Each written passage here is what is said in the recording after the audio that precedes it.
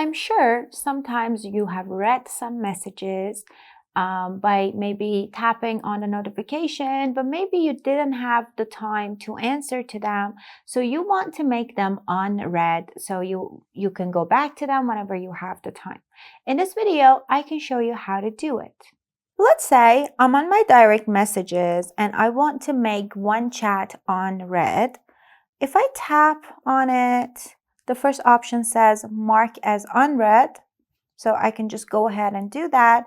And as you can see, even though the last message was me to them, like it was sent from me, but still it is unread and I have like an unread mark on it. So it's highlighted in bold. And if I tap on it, as you can see, I'm going to read it. And I can even do it one more time, even a million more times.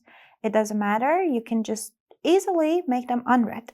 Hope this helps, and leave me a comment in the comment section if you have any more questions.